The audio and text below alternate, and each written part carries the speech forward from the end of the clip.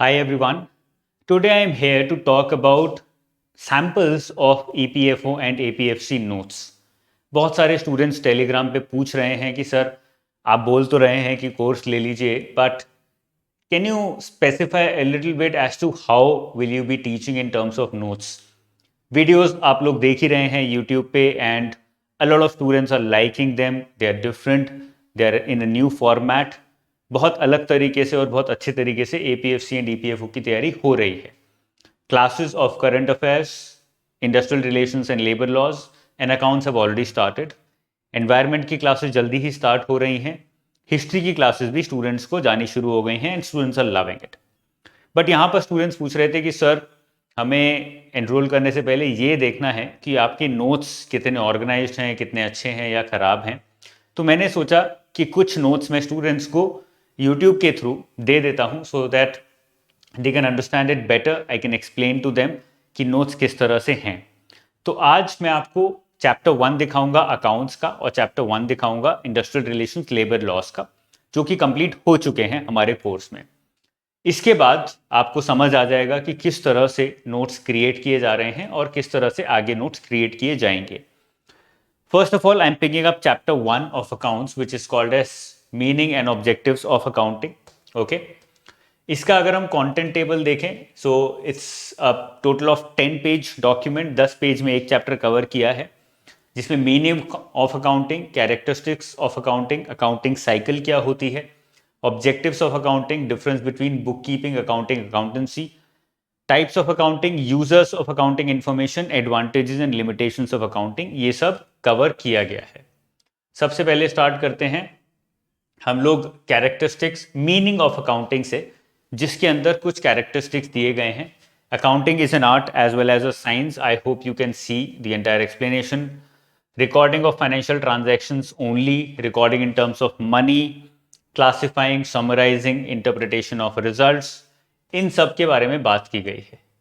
और एंड में इन सब को एक फ्लो चार्ट के फॉर्म में या फिर एक डायग्राम के फॉर्म में भी दिखाया गया है so that it becomes more clear and you can also remember it. उसके बाद अकाउंटिंग साइकिल को एक्सप्लेन किया गया है जिसमें टोटल 7 स्टेप्स होते हैं. I have already taught it to the students in the class as well कि किस तरह से अकाउंटिंग साइकिल चलती है और कहाँ पे जाके वो फाइनली कंप्लीट होती है.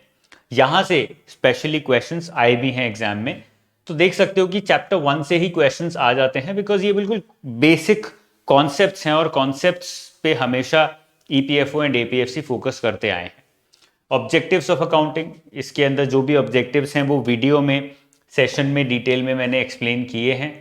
उसके बाद डिफरेंस क्या है बुक कीपिंग, अकाउंटिंग और अकाउंटेंसी में, इनके कीवर्ड्स मैंने हाईलाइट भी किए हैं और साथ में एंड में ये फ्लो चार्ट के थ्रू या फिर डायग्राम के थ्रू एक्सप्लेन किया है कि एग्जैक्टली ये अलग कैसे हैं. टाइप्स ऑफ अकाउंटिंग, ये बहुत इंपॉर्टेंट है, यहाँ से क्वेश्चन आ सकता है. तो फ्लो चार्ट्स के थ्रू बताया है क्या क्या टाइप्स होते हैं अकाउंटिंग के अलग अलग, और then I have explained all of these one by one. I felt that social responsibility accounting specially is more important, इसलिए उसको ज़्यादा स्पेस दी गई, ज़्यादा टाइम दिया गया, ज़्यादा जगह दी गई है, ज़्यादा डिटेल में मैंने एक्सप्लेन किया है बिकॉज सोशल रिस्पॉन्सिबिलिटी अकाउंटिंग शायद आगे सिलेबस में फिर से कवर ना हो, इसलिए इसको यहाँ पर मैंने अच्छे से एक्सप्लेन किया. Triple bottom line accounting framework को भी एक्सप्लेन किया है. फिर यूजर्स कौन कौन से होते हैं, internal and external, and advantages limitations of accounting, ये भी मैंने यहाँ पर एक्सप्लेन किया है. तो इस तरह से पूरा जो चैप्टर है 1 meaning and basic fundamentals of accounting, इसको मैंने यहाँ पे एक्सप्लेन किया है. इस तरह से सारे चैप्टर्स कवर हो रहे हैं एक एक करके. Chapter 2 is starting this week. Chapter 2 के भी मैं डॉक्यूमेंट अभी आपको दिखा देता हूं जिससे आपको आइडिया लग जाए कि चैप्टर 2 में किस तरह से कवर किया गया है. So this is chapter 2 of accounting जिसका नाम है बेसिक अकाउंटिंग टर्म्स. इसका अगर हम टेबल ऑफ कंटेंट देखें तो अकाउंटिंग इक्वेशन बहुत इंपॉर्टेंट है, classification of assets, classification of liabilities, capital receipts और रेवेन्यू रिसीट्स में क्या फर्क है, कैपिटल एक्सपेंडिचर, रेवेन्यू एक्सपेंडिचर भी साथ साथ यहाँ पे कवर हो जाएगा वेरियस काइंड्स ऑफ एक्सपेंडिचर में. Distinction between business transaction and event, ये सारे टर्म्स हैं अकाउंटिंग से रिलेटेड जो बहुत ज़्यादा इंपॉर्टेंट हैं.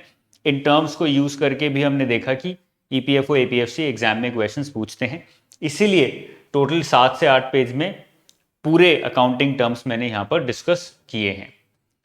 The objective is to give you as many case studies and examples as possible. I hope you can see it clearly. जिससे कि आपके लिए समझना आसान हो जाए, बिकॉज अकाउंटिंग खाली पढ़ के नहीं आ सकती।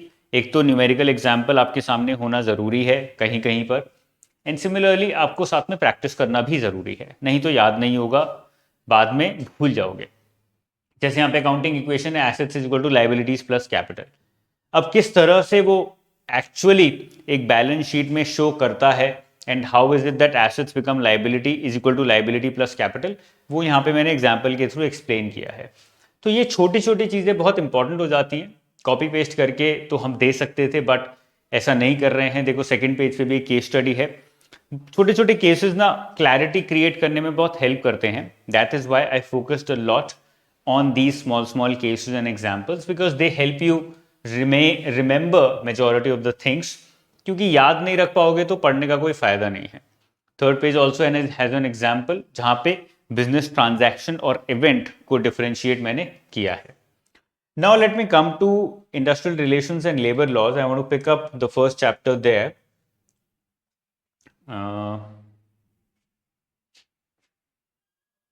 Chapter 1, yes. So this is chapter 1, Law of Welfare and Working Conditions, Factories Act 1948, जो कि हम YouTube पे ख़त्म कर चुके हैं। बहुत इंपॉर्टेंट एक्ट है ये, यहाँ से क्वेश्चंस पास्ट में आए भी हैं। यहाँ पे इंडस्ट्रियल रिलेशंस में मैंने थोड़ी सी अप्रोच अलग ली है। सबसे पहले मैंने बताया है, because this is the first chapter, I have explained what is the purpose of introducing labour laws. Labour के लिए लॉज बनाए ही क्यों गए, ऑब्जेक्टिव क्या था। जब तक आपको ये नहीं पता होगा why are you reading this, why was this created, तब तक आगे चलने का कोई ज़्यादा फायदा नहीं रहता। Law of welfare and working conditions में ये सारे एक्ट्स हम लोग कवर करेंगे, factories act being the first one. Objective क्या है फैक्ट्रीज एक्ट 1948 को पढ़ने का, उसको डिटेल में उसमें घुसने का क्या ऑब्जेक्टिव है, ये यहाँ पे एक्सप्लेन किया गया है।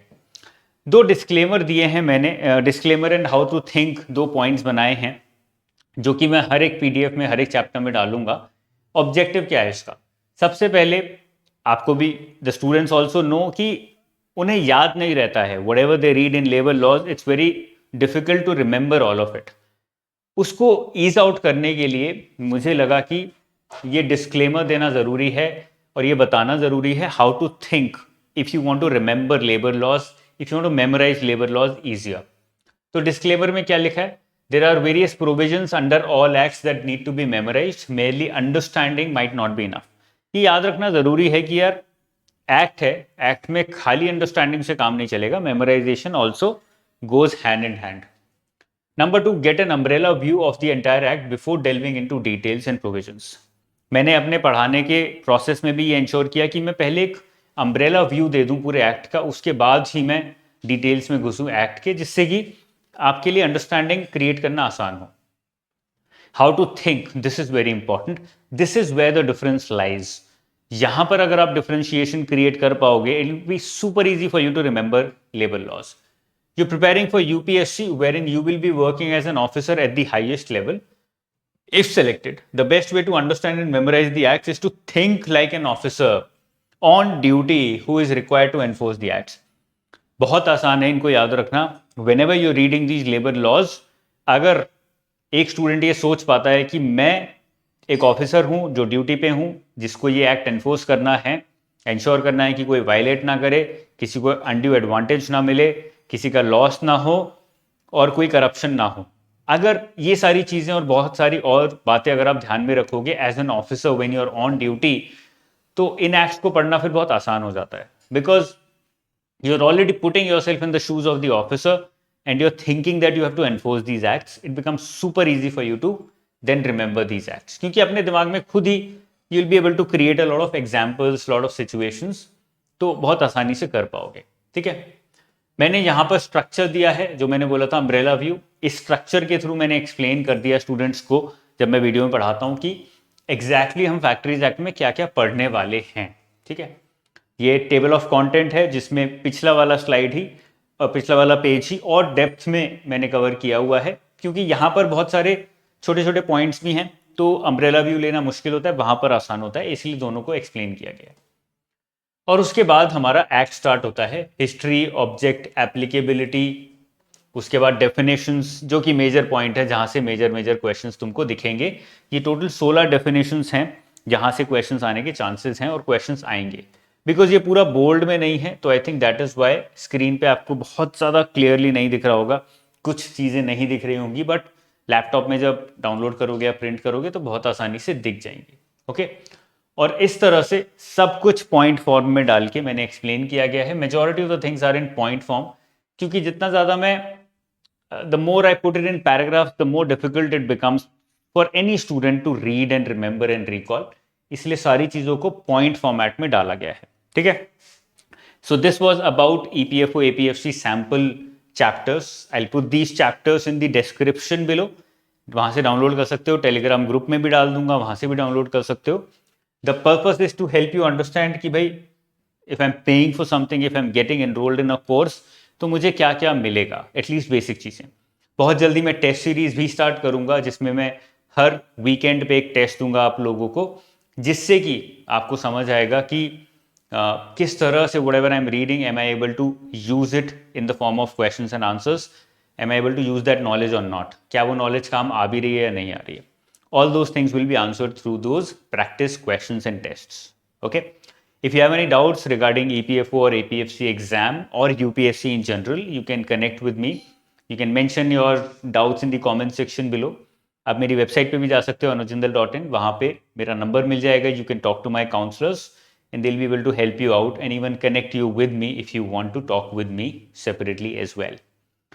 So that's all for today. I hope you liked the session. I hope you understood किस तरह से पढ़ाया जा रहा है. वीडियोस तो यूट्यूब पे दिख ही रही हैं, उसके साथ साथ अब आपको नोट्स भी दिख गए हैं. All the best guys. I'll see you very soon. Take care. Bye bye. जय हिंद.